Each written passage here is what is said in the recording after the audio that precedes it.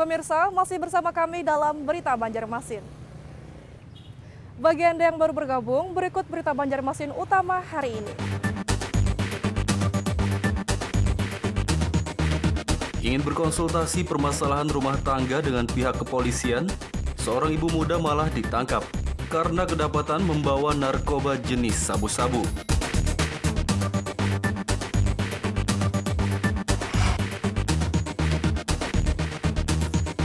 Pasangan calon gubernur Kalimantan Selatan nomor urut 01 Sabirin Muhyiddin ditetapkan sebagai pemenang Pilkada 2020. Sementara paslon nomor urut 02 Denny Indrayana Difriyadi menolak hasil rekapitulasi dan akan mengajukan sengketa ke Mahkamah Konstitusi atau MK.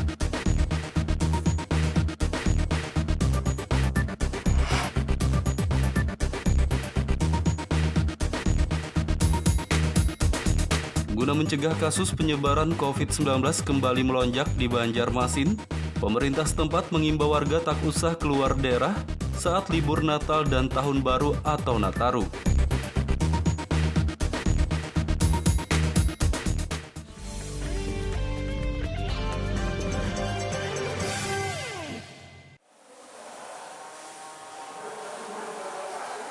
Sebanyak 144 desa di Kabupaten Hulu Sungai Selatan serentak melaksanakan pemilihan anggota Badan Permusyawaratan Desa atau BPD pada akhir pekan lalu.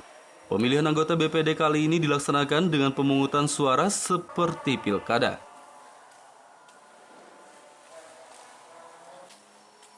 Beginilah proses pemilihan anggota BPD yang berlangsung dengan pemungutan suara seperti pemilihan kepala daerah atau pilkada dan juga menerapkan protokol kesehatan. Ada 144 desa yang tersebar di 11 kecamatan Kabupaten Hulu Sungai Selatan melaksanakan pemilihan anggota BPD, namun tidak semuanya melakukan pemungutan suara. Sebagian desa melakukan pemilihan anggota BPD secara bermusyawarah, sehingga anggota BPD yang terpilih berdasarkan kesepakatan bersama seluruh warga. Kepala Dinas Pemberdayaan Masyarakat Desa Kabupaten Hulu Sungai Selatan, Susilo Adianto mengatakan, pemilihan anggota BPD seharusnya dilaksanakan pada beberapa bulan yang lalu, namun harus tertunda karena pandemi COVID-19. Setelah melihat pelaksanaan Pilkada Gubernur Kalsel pada 9 Desember lalu berjalan lancar dengan penerapan protokol kesehatan, pihaknya pun akhirnya berani menyelenggarakan pemilihan anggota BPD ini dengan penerapan protokol kesehatan. Adanya pandemi COVID, namun karena terjadi pandemi lalu ditunda dan mungkin setelah kita mengevaluasi pelaksanaan pemilihan gubernur yang bisa diterapkan, bisa dilaksanakan dengan penerapan protokol COVID, sehingga kita mengadopsi kegiatan tersebut dan kami sampaikan juga pelaksanaan BPD hari ini juga tetap menerapkan protokol kesehatan pencegahan COVID. Dan bisa kami sampaikan mekanisme yang dilaksanakan ada dua. Yang pertama melalui pemilihan langsung, yang kedua melalui musyawarah perwakilan. Jadi untuk mekanismenya seperti apa itu diserahkan ke desa melalui musyawarah yang sebelumnya dilakukan oleh panitia.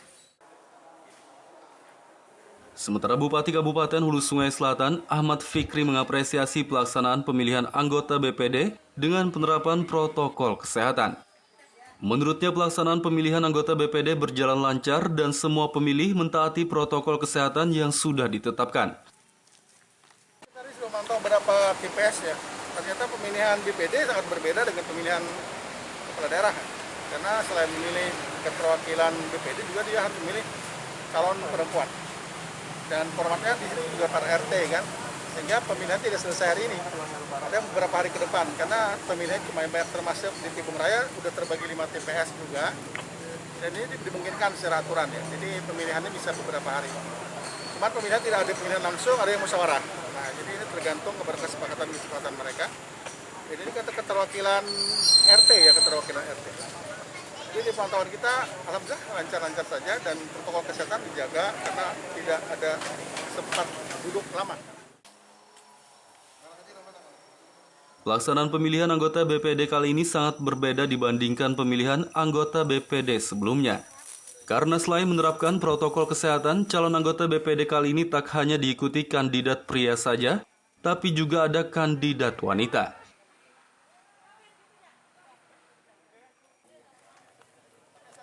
Dari Kabupaten Hulu Sungai Selatan, Kalimantan Selatan, Muhammad Lutfi Darlan dan Sofan melaporkan.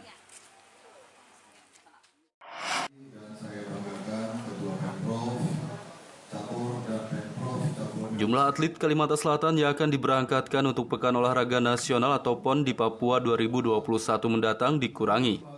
Karena anggaran untuk ongkos berangkat pulang pergi kontingen atlet ke Papua sangat minim.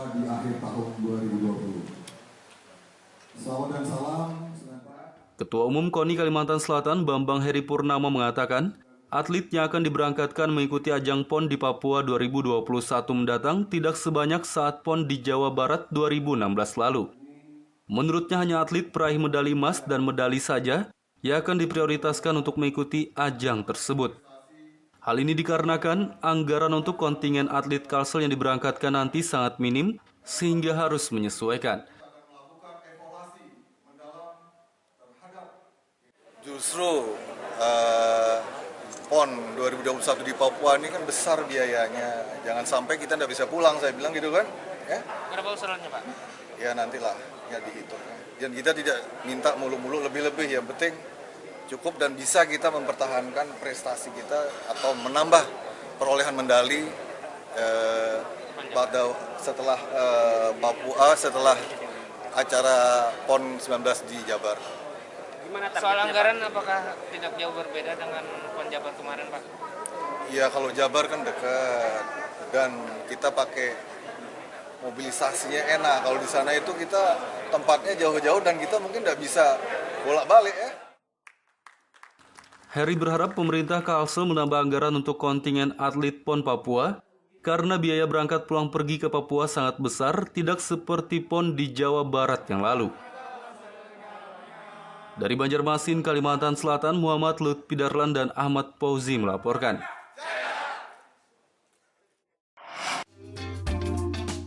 Di Kabupaten Batola, Kalimantan Selatan ada terdapat kampung kerupuk yang mana sebagian besar warganya merupakan pembuat kerupuk. Kerupuk yang dibuat di kampung ini merupakan jenis kerupuk yang terbuat dari singkong dan usaha pembuatan kerupuk sudah menjadi usaha yang turun-temurun bagi warga di kampung kerupuk ini.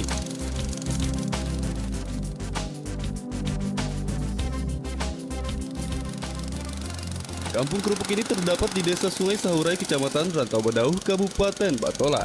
Kampung ini terdiri dari 2 RT yakni RT 01 dan RT 02. Dan kampung ini merupakan satu-satunya kampung di Kabupaten Batola yang sebagian besar warganya merupakan pembuat kerupuk singkong. Membuat kerupuk dari bahan singkong ini merupakan usaha yang turun-temurun dilakoni oleh para warga setempat. Membuat kerupuk singkong juga menjadi mata pencaharian sehari-hari bagi mereka. Untuk membuat kerupuk singkong ada beberapa proses yang dilakukan. Pertama, singkong dikupas dan dibersihkan, kemudian diserut dengan alat yang dibuat khusus oleh warga setempat. Setelah proses penyerutan, singkong kemudian ditiriskan untuk membuang kadar airnya. Setelah singkong agak kering, kemudian dibungkus dengan plastik dan direbus hingga beberapa jam. Kemudian singkong dikeringkan dengan dijemur dan diberi warna pada dasarnya. Proses penjemuran dilakukan selama 2 hari. Setelah dijemur 2 hari, singkong kemudian dipotong-potong tipis, selanjutnya dijemur kembali.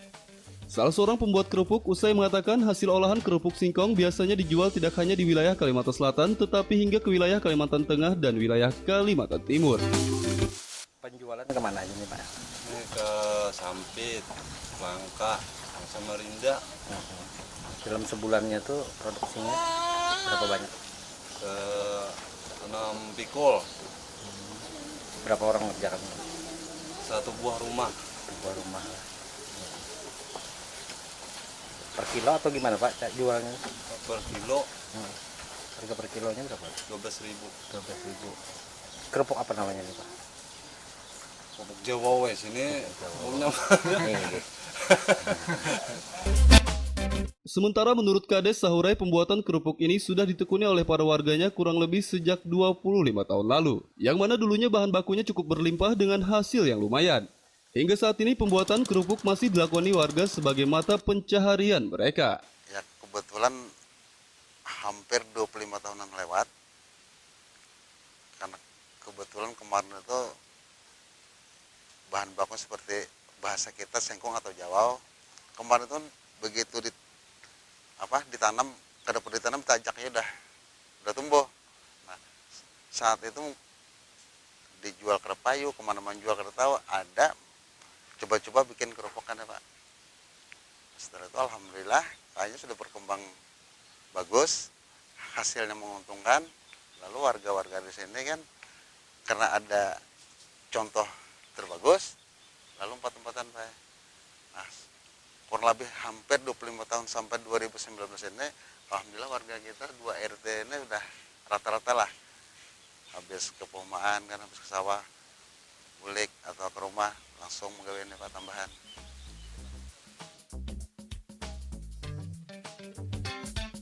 Pengolahan kerupuk dari bahan singkong kini semakin mengalami peningkatan dari tahun ke tahunnya.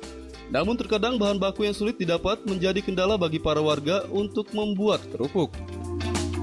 Meski demikian, warga kampung kerupuk tak pernah menyerah dan berhenti untuk menekuni pembuatan kerupuk yang sudah menjadi mata pencarian sehari-hari bagi mereka.